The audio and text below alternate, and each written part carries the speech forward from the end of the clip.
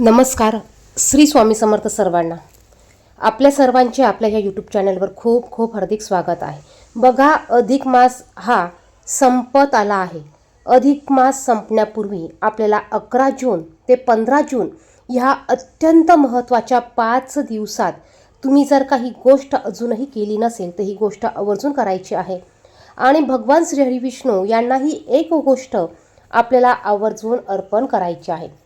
अधिक मास हा अत्यंत पुण्यदायी आणि दुर्मिळ मानला जाणारा महिना आहे. साधारणपणे 3 वर्षांनी एकदा येणाऱ्या या पवित्र महिन्यात केलेले जप, दान, पूजा आणि सेवा यांचे अनेक पटीने फळ मिळते. आता अधिक मास संपत आला आहे, त्यामुळे या महिन्यातील पुण्य संचय पूर्ण करण्यासाठी काही महत्त्वाच्या गोष्टी आवर्जून करायच्या आहे. आजच्या व्हिडिओमध्ये आपण अशाच काही सोप्या पण अत्यंत महत्त्वाच्या गोष्टी जाणून घेणार आहोत. त्यापूर्वी तुम्ही जर का चॅनेलवर नवीन असाल तर चॅनेलला सबस्क्राईब करा. कमेंट बॉक्समध्ये ओम नमो भगवते वासुदेवाय नमः, श्री स्वामी समर्थ लिहायला विसरू नका. बघा, सर्वात प्रथम भगवान श्री विष्णू आणि माता तुळशीची या महिन्यात आवर्जून पूजा केली जाते. तुम्हाला जर का या संपूर्ण महिन्यात हे करणं शक्य झालं नाही तर किमान आता आपण या 11 जूनपासून ते 15 जूनपर्यंत आपल्याला रोज भगवान श्री हरी विष्णू यांची पूजा आणि तुळशीची पूजा करायची आहे. तुळशीसमोर आपल्याला सकाळ संध्याकाळ दिवा प्रज्वलित करायचा आहे. शक्य झाल्यास तुम्हाला होईल तितके तुम्ही दीपदान ह्या दिवसात करायचं आहे. त्याचप्रमाणे आपल्या सर्वांच्या देवघरात भगवान श्री हरी विष्णू यांची मूर्ती असेल तर आवर्जून आपण या 5 दिवसात रोज मूर्तीवर पाण्याने किंवा पंचामृताने ओम नमो भगवते वासुदेवाय नमः हा मंत्र म्हणत आपल्याला अभिषेक करायचा आहे. आपल्या सर्वांच्याच देवघरात बाळकृष्णाची मूर्ती असते. तुम्ही बाळकृष्णाच्या मूर्तीवर, पांडुरंगाच्या मूर्तीवर, श्रीरामाच्या मूर्तीवर, श्रीकृष्णाच्या मूर्तीवर तुम्ही ह्या 5 दिवसात रोज ओम नमो भगवते वासुदेवाय नमः हा मंत्र म्हणून तुम्हाला अभिषेक करायचा आहे. त्याचप्रमाणे रोज तुम्हाला विष्णू सहस्रनाम, श्री सुक्तम किंवा ओम नमो भगवते वासुदेवाय नमः ह्या मंत्राचा जप करायचा आहे. ज्यांना भगवान श्री हरी विष्णूंच्या सेवा करायला जमलं नाही त्यांनी आवर्जून ह्या 5 दिवसात या सेवा आवर्जून करायच्या आहे. तुम्हाला विष्णू सहस्रनाम स्तोत्राचं वाचन करणं शक्य नसेल तर तुम्ही ते यूट्यूबला लावून द्या आणि ते तुम्ही श्रवण करू शकतात. त्याचप्रमाणे एक वेळा श्री सुक्तम, एक वेळा पुरुष सुक्तम अवश्य ह्या 5 दिवसात तुम्हाला पठण करायचं आहे. त्याचप्रमाणे दुसरी महत्त्वाची गोष्ट म्हणजे तुळशीला तुम्हाला रोज या 5 दिवसात जल अर्पण करायचं आहे. तुळशी मातेपुढे तुम्हाला दिवा लावायचा आहे. तुम्हाला तुळशी मातेला हळदी, कुंकू, अक्षता, फुलं अर्पण करायचे आहेत. तुमच्या श्रद्धेनुसार एखादी वस्तू तुम्हाला अर्पण करायची आहे. यामुळे घरात सुख, शांती आणि समृद्धी टिकून राहते आणि हे पुण्य आपल्याला अक्षय टिकून राहतं. त्याचप्रमाणे ह्या 5 दिवसात गोसेवेला अधिक महत्त्व आहे. बघा, ह्या अधिक मासात गोसेवेला अधिक महत्त्व आहे, कारण गाय ही श्रीहरी भगवान विष्णू यांना देखील अतिशय प्रिय आहे. तुम्हाला जर का ह्या अधिक मासात गोसेवा करणं शक्य झालं नसेल तर आपण आवर्जून ह्या 5 दिवसात किंवा ह्या 5 दिवसातील आपल्याला एका दिवसात किंवा एका दिवशी आपल्याला ही गोष्ट करायची आहे. आणि ती म्हणजे काय तर आपल्याला गाईला, तुम्ही अजूनही वाण दिला नसेल तर तुम्हाला 33 या संख्येत वाण द्यायचा आहे. तुम्हाला गाईला हिरवा चारा, गूळ, पोळी किंवा आपल्या श्रद्धेनुसार एखादा पदार्थ तुम्हाला खाऊ घालायचा आहे. हिंदू धर्मात गाईला सर्व देवांचे स्थान दिले आहे. अधिक मासात गायीची सेवा केल्याने अनेक पापांचा नाश होतो असं सांगितलं जातं. बघा, आता ह्या सर्व गोष्टी आपल्याला माहिती असतात का तर नाही. प्रत्येकजण आपल्याला ह्या गोष्टी शिकवतील, सांगतीलच असं नाही. आणि म्हणूनच आपण ह्या 5 दिवसात आपल्याला शक्य होईल तितक्या वेळा किंवा तितक्या दिवस आपण गोसेवा करायची आहे. एखाद्या दिवशी गाईला देखील आपल्याला धोंड्याचा वाण द्यायचा आहे. गाईला हळदी, कुंकू, अक्षता अर्पण करून गाईला एखादा नैवेद्य तुम्ही खाऊ घालू शकतात. कारण ह्या महिन्यात आपण जे काही वाण करू, दान करू, धर्म करू याचं फळ हे अक्षय टिकून राहणारं आहे.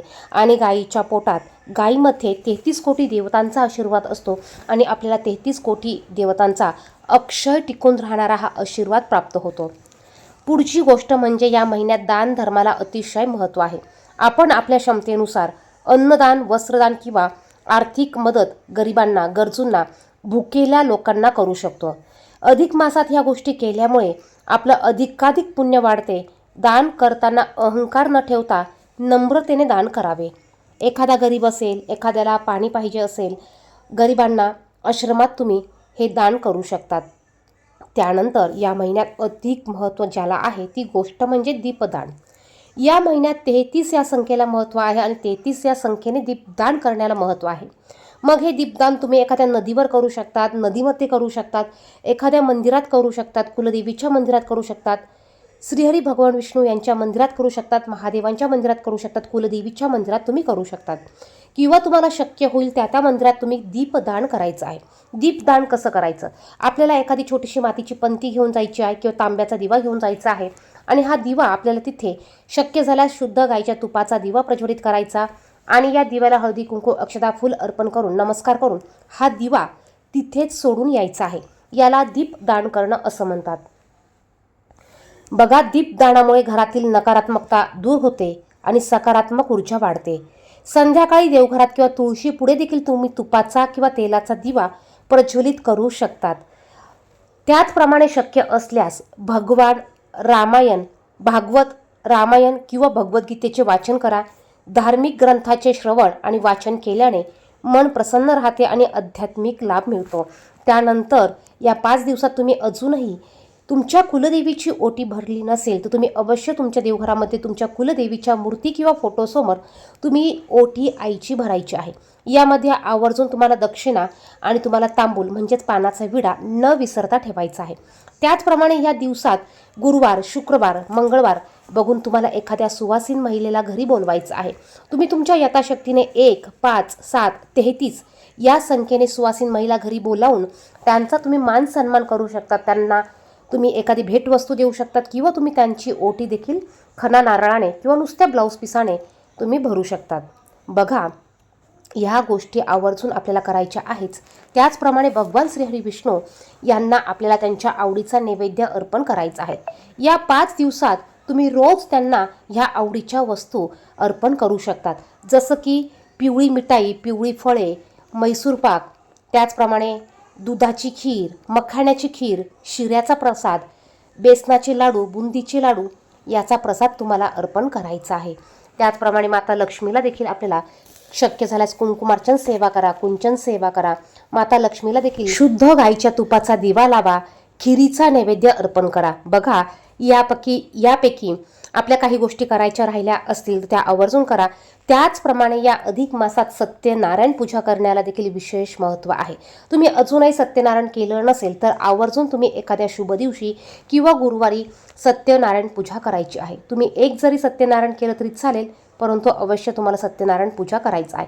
भगवद्गीतेचं पठण नसेल केलं तर आवर्जून करा. या 5 दिवसात तुम्हाला गीतेचा तुम्हाला 15वा अध्याय 1 वेळा पठण करायचा आहे. बघा, यातील होतील तितक्या सेवा आपण करण्याचा प्रयत्न करा. अधिक मासाचे उरलेले दिवस अत्यंत महत्त्वाचे आहे. त्यामुळे आपला जो काही वेळ असेल तो न घालवता या सर्व गोष्टी श्रद्धेने आणि भक्तिभावाने करा. परमेश्वराची कृपा आणि पुण्यफळ मिळवण्याची ही सुवर्ण संधी आहे. व्हिडिओ आवडला असेल तर लाईक करा, शेअर करा आणि आपल्या चॅनेलला सबस्क्राईब करायला विसरू नका. बघा, अधिक मास हा 3 वर्षातून एकदा येत असतो आणि पुन्हा या सेवा करण्याची संधी आणि हे पुण्य मिळवण्याची संधी पुन्हा आपल्याला 3 वर्षांनीच मिळत असते. त्यामुळे आपण या संधीचा अवश्य लाभ करून घ्यायचा आहे. धन्यवाद.